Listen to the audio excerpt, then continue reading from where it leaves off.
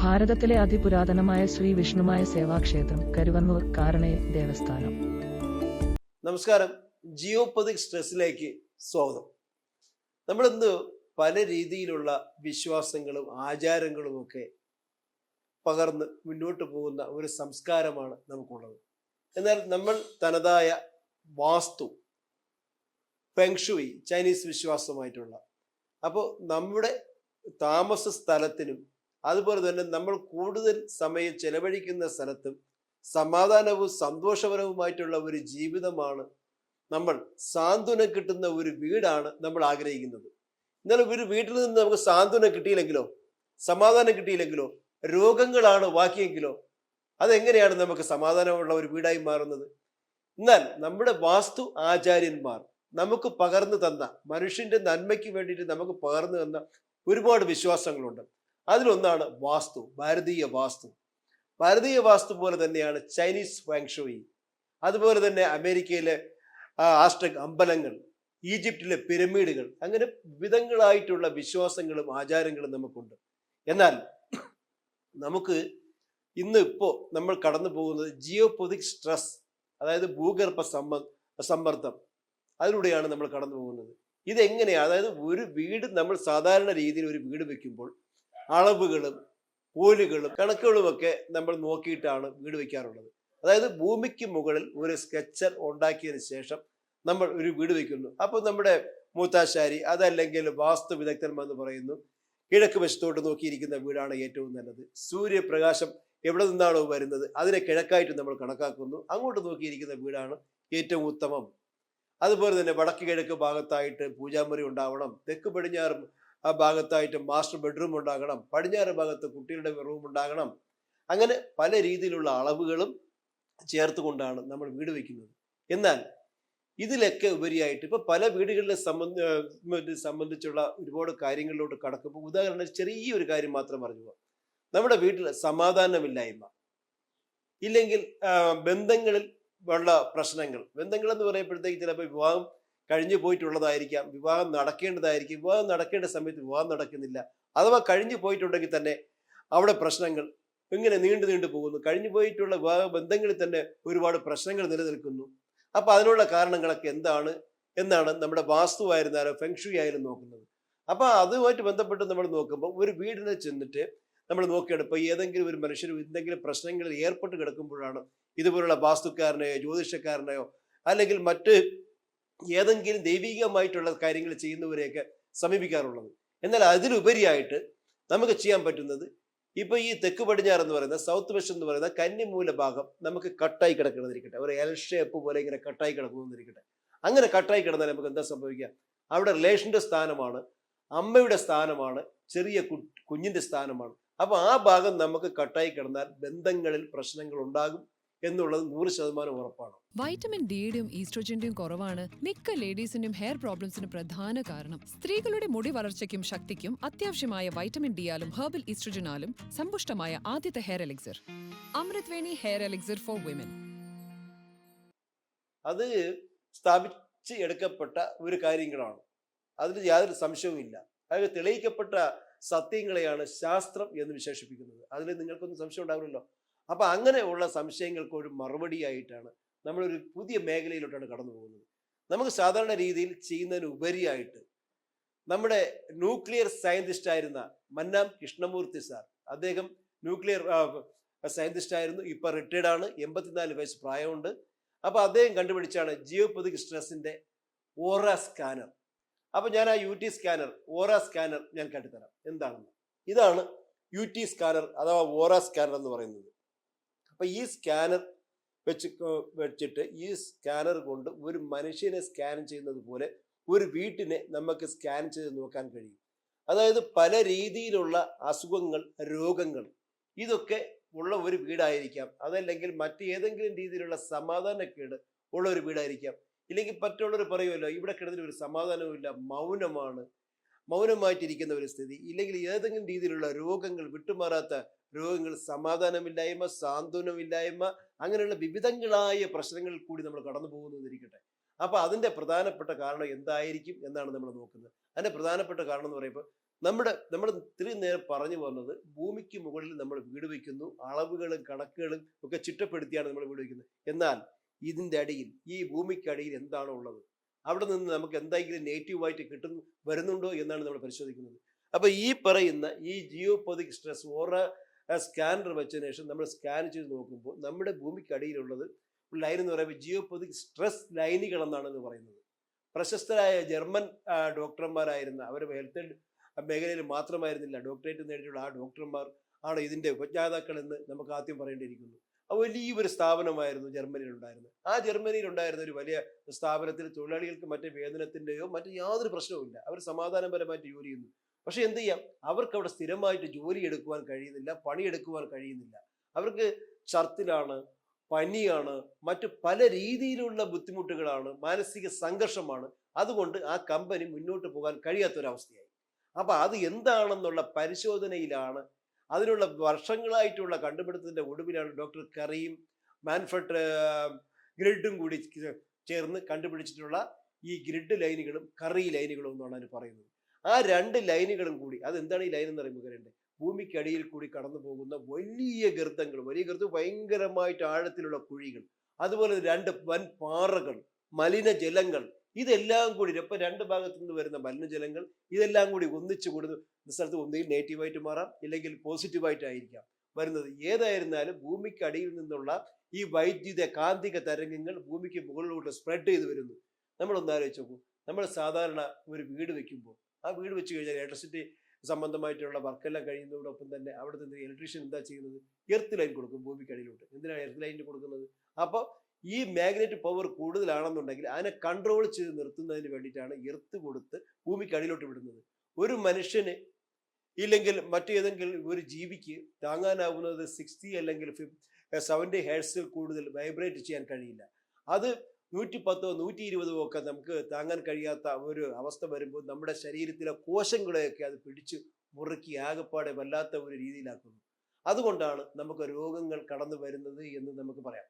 ഇപ്പൊ ഉദാഹരണത്തിന്, ഒരു വ്യക്തി കിടക്കുന്ന ഒരു റൂമിനകത്ത്, ഒരു ബെഡ്റൂമിനകത്ത്, ആ ബെഡ്റൂമിനകത്ത് കിടക്കുമ്പോൾ സ്ഥിരമായിട്ട് ഉറക്കമില്ലായ്മ, അസ്വസ്ഥതകൾ, ഇല്ലെങ്കിൽ ഇപ്പൊ ഉദാഹരണത്തിന് സ്ത്രീകൾക്കാണെങ്കിൽ ബ്രസ്റ്റ് ക്യാൻസർ അടക്കമുള്ള രോഗങ്ങൾ, അതുപോലെ തന്നെ നമ്മുടെ വെരിക്കോസ് വെയിൻ, ഇല്ലെങ്കിൽ പുരുഷന്മാർക്കുണ്ടാവുന്ന വന്ധ്യത, അതുപോലെ തന്നെ വിവാഹ ബന്ധങ്ങൾ വേർപെട്ട് പോവുക, ഇല്ലെങ്കിൽ ആ ഒരു ബന്ധം തുടർന്ന് പോകാതിരിക്കുക. അപ്പൊ അതിനുള്ള കാരണങ്ങൾ എന്തെന്ന് വെച്ച് കഴിഞ്ഞാൽ, വിവാഹ ബന്ധങ്ങൾ കഴിഞ്ഞു പോകുന്നത് ശരിക്കും ബെഡ്റൂമിനകത്ത് നമുക്ക് പ്രകൃതിയിൽ നടക്കേണ്ട ചില കാര്യങ്ങൾക്ക് വീക്ക്നെസ് ഉണ്ടാകാം, വീക്കായിരിക്കാം. അത് എന്തുകൊണ്ടാണ്? അപ്പൊ ഈ സ്ട്രെസ് ലൈനുകൾ കടന്നു പോകുന്ന ഭാഗത്താണ് നമ്മൾ കിടക്കുന്നതെങ്കിൽ തീർച്ചയായിട്ടും അങ്ങനെ സംഭവിക്കാം.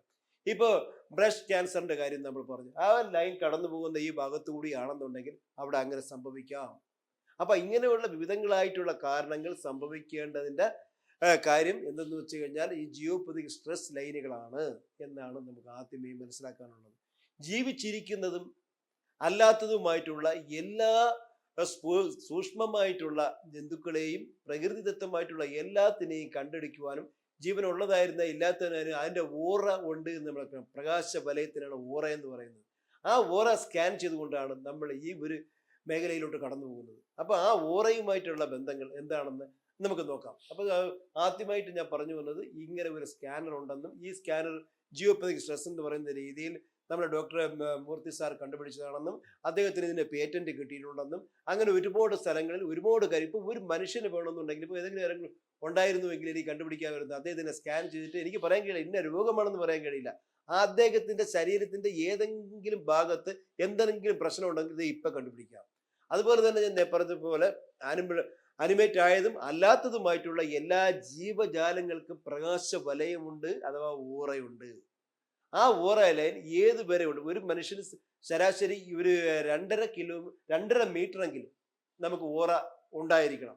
ആ ഓറ നമ്മൾ ടെസ്റ്റ് ചെയ്ത് നോക്കുമ്പോൾ അതില്ല എന്നുണ്ടെങ്കിൽ, അപ്പൊ അടുത്ത് വെച്ചിട്ട് നമ്മളിപ്പോ നോക്കുന്നത് ഈ യൂണിവേഴ്സൽ സ്കാനർ വെച്ചിട്ട് നമ്മൾ ഒരാളുടെ ഇങ്ങനെ നോക്കുകയാണെന്നുണ്ടെങ്കിൽ തൊട്ട് അടുത്ത് വെച്ച് തന്നെ അത് ഓപ്പൺ ആവുകയാണെങ്കിൽ, ഇതിപ്പോ ഇവിടെ പോസിറ്റീവ് ആണ് ക്യാമറ പോസിറ്റീവ് ആയതുകൊണ്ടാണ് ഇത് ഓപ്പൺ ആവുന്നത്. എവിടെയാണോ ഇപ്പോൾ പോസിറ്റീവ് ആണോ നെഗറ്റീവ് ആണോ നോക്കണം. ഇപ്പൊ നമ്മൾ എടുത്തുകൊണ്ടിരിക്കുന്ന ഈ ക്യാമറ, അതിന്റെ മുമ്പിലിരിക്കുന്ന ചിലപ്പോൾ ക്യാമറാമാൻ പോസിറ്റീവ് ആയിരിക്കാം, അതുകൊണ്ടായിരിക്കും അദ്ദേഹത്തിന് കുഴപ്പമൊന്നും ഇല്ലാത്തതുകൊണ്ടായിരിക്കും ഇത് ഓപ്പൺ ആയത്. അങ്ങനെ ഓപ്പൺ ആയി വരുന്ന ഒരു സംഭവമുണ്ട്.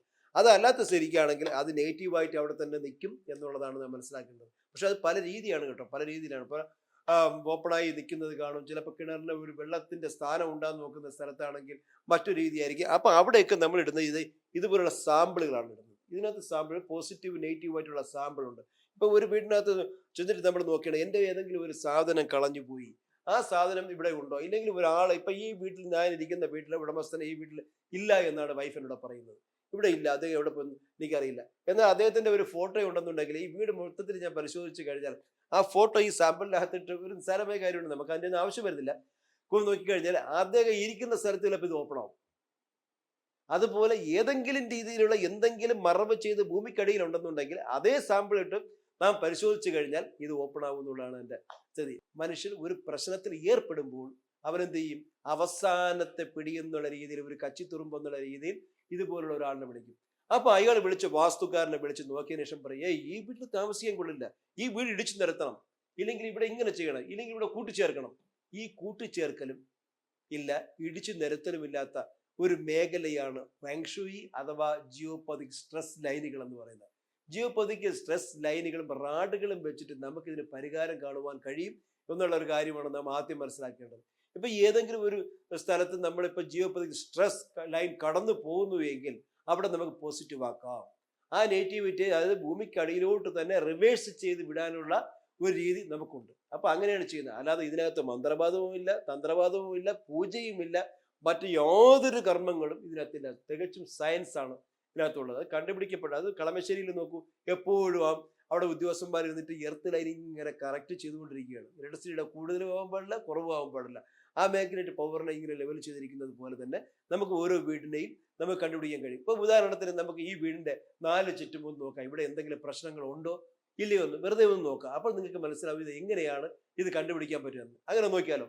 എൻ്റെ അടുത്ത ഒരു സുഹൃത്തിൻ്റെ വീടാണ്, കൊല്ലത്ത് തിരുമുല്ലവാരത്താണ് അദ്ദേഹത്തിൻ്റെ വീട്. അപ്പോൾ അവിടെ നോക്കുകയാണ്. അപ്പോൾ അവിടെ നോക്കുന്നതിൻ്റെ ഭാഗമായിട്ട് ഞാനിപ്പോൾ ഇങ്ങോട്ട് വന്ന് ഗേറ്റിലോട്ട് ഇങ്ങോട്ട് കയറുന്ന പാടെ തന്നെ അദ്ദേഹം നോക്കുകയാണ്, ഇവിടെ എന്തെങ്കിലും ഉണ്ടോ, അതായത് എന്തെങ്കിലും ഉണ്ടെന്നുണ്ടെങ്കിൽ ഇത് തുറക്കില്ല, ഉണ്ടെങ്കിൽ ഇല്ല എന്നുണ്ടെങ്കിൽ പോസിറ്റീവ് ആണെങ്കിൽ ഇത് ഓപ്പൺ ആയി വരും. അപ്പം നമ്മളിത് പോസിറ്റീവ് ആണോ നെഗറ്റീവ് ആണോ നോക്കണം.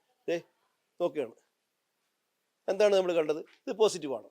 പോസിറ്റീവായിട്ട് കാണുന്നത് 100% പോസിറ്റീവാണ്. ഇങ്ങനെ പോകുന്നു, നമ്മൾ ഇങ്ങനെ പോകുമ്പോൾ എല്ലാം പോസിറ്റീവായിട്ടാണ് കാണുന്നത്. ഇവിടെ നിന്ന് യാതൊന്നും കാണുന്നില്ല. കാണാതിരിക്കട്ടെ, നോക്കൂ.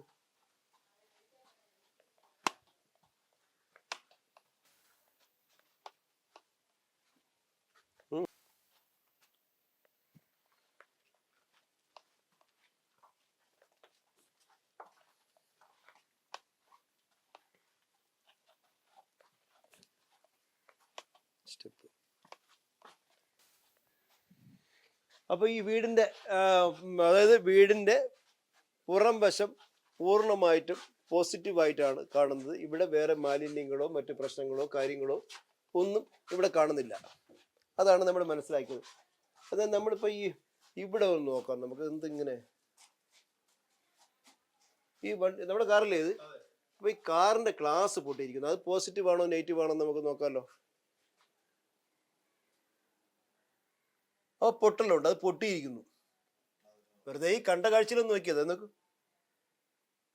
അപ്പോൾ ഈ ഗ്ലാസ് എത്രയും പെട്ടെന്ന് നമുക്ക് മാറ്റേണ്ടിയിരിക്കുന്നു. ഇനി നമ്മൾ വീടിനകത്താണ് നോക്കുന്നത്. നമ്മളിപ്പോൾ വീടിനകത്തോട്ട് കയറുകയാണ്, പുറത്ത് ഒന്നും കണ്ടിട്ടില്ല, നെഗറ്റീവായിട്ടൊന്നുമില്ല, ജിയോപതിക് സ്ട്രെസ് ലൈനുകളോ മറ്റൊന്നുമില്ല. എന്നാൽ നമ്മുടെ വീടിനകത്തോട്ട് ഇങ്ങനെ കയറുകയാണ്.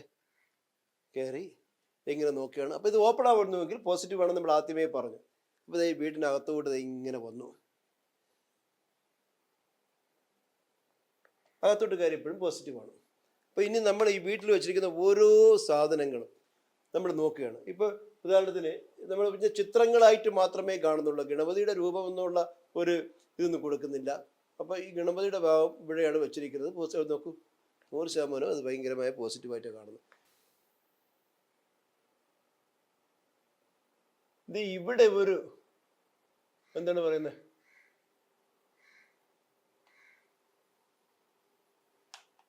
അവിടെ ഓപ്പൺ ആവുന്നില്ല, ഇത് ഓപ്പൺ ആവുന്നില്ല. ഈ 3 ചിത്രങ്ങൾ ഇവിടെ ഓപ്പൺ ആവാത്ത രീതിയിലാണ് കാണിക്കുന്നത്. അപ്പോൾ ഉദാഹരണത്തിന് ഇവിടെ ഒരു സ്ത്രീ തലയിൽ ഭാരവും ഏന്തി നിൽക്കുന്ന ഒരു സംഭവമാണ് ഉള്ളത്. അപ്പോൾ അതൊന്ന് എടുത്ത് മാറ്റിയിട്ടുണ്ടെങ്കിൽ നമുക്ക് നോക്കാം. ആ ചിത്രം മാറ്റി ആ സ്ഥലത്തിന് നമ്മൾ നോക്കുകയാണ്. നോക്കൂ, നമ്മുടെ സ്കാനർ അത് ഓപ്പണായി വന്നു, അവിടെ പോസിറ്റീവായി. അവിടെ നെഗറ്റീവ് ആകുന്നതിൻ്റെ കാരണം അതായിരുന്നു ആ ചിത്രം അവിടെ വയ്ക്കാൻ പാടില്ല. വീട്ടിലെ ഗൃഹനാഥയുടെ അവസ്ഥ ഒരു പക്ഷേ അങ്ങനെ ആയി മാറാം. ഒരുപാട് മാനസിക സംഘർഷങ്ങളും ഭാരവും ചുമന്ന് നിൽക്കുന്ന ഒരവസ്ഥയിൽ വരാം എന്നാണ് അത് സൂചിപ്പിച്ച് അതെടുത്ത് മാറ്റിയിട്ടുണ്ട്. അതാണത്. അടുത്തത് നമ്മൾ നോക്കുന്നത് നല്ല ഒരു ചിത്രരചനയും നല്ലൊരു സംഭവമാണ് കാണുന്നത്. കളർഫുള്ളായിട്ട് പോസിറ്റീവാണ്. ബുധനല്ലേ, ബുധൻ പിന്നെ പോസിറ്റീവ് ആണല്ലോ. ഇത് ടോയ്ലറ്റാണ്.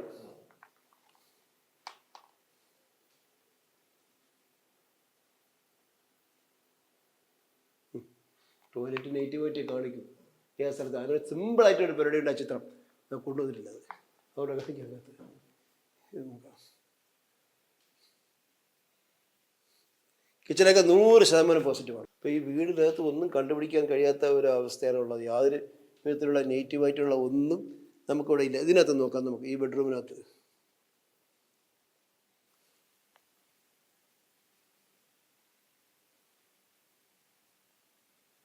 നമ്മളീ കാണുന്ന ഈ വോട്ടുവിളക്കിൻ്റെ സ്ഥാനം ഇതല്ല എന്നുള്ളതാണ് കാണിച്ചത്.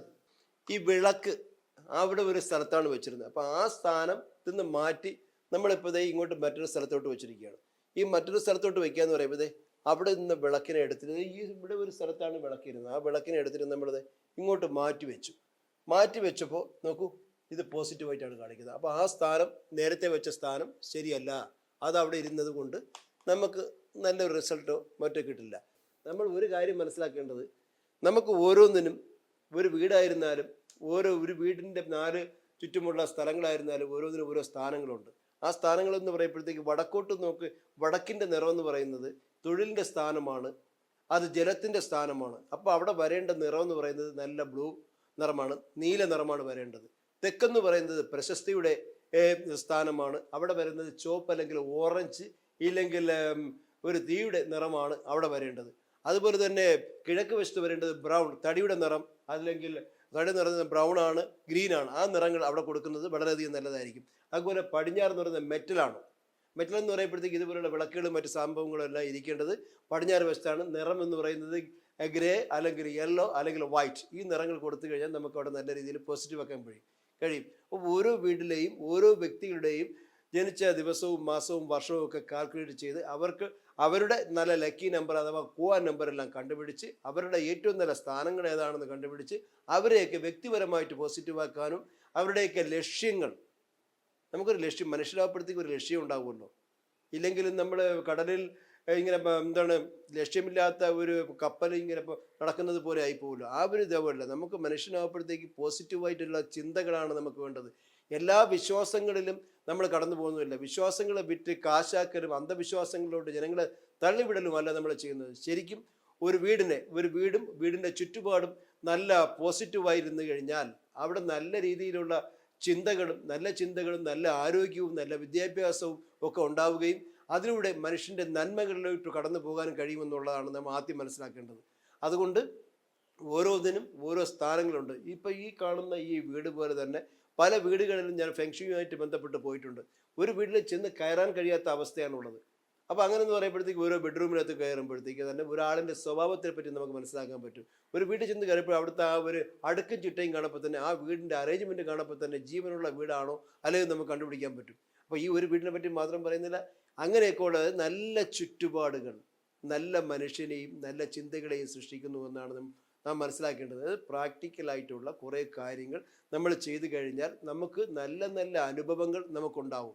നമ്മൾ മറ്റ് കാര്യങ്ങളിലോട്ട് കടക്കാതെ ശരിക്കും പോസിറ്റീവായിട്ട് ചിന്തിച്ചുകൊണ്ട് നമ്മൾ കാര്യങ്ങൾ നീക്കിയാൽ നമുക്ക് നല്ല റിസൾട്ട് തന്നെ കിട്ടും. പുതിയൊരു അധ്യായവുമായിട്ട് നമുക്ക് വീണ്ടും എപ്പോഴും കാണാം. ഇതെല്ലാവരും കാണുക. കണ്ടതിന് ശേഷം ആവശ്യക്കാർക്ക്, ഇപ്പം ഒരുപാട് പേര് ആഗ്രഹിക്കുന്നതാണ് ഈ UT സ്കാനർ, ഓറ സ്കാനർ എവിടെ കിട്ടുമെന്ന്.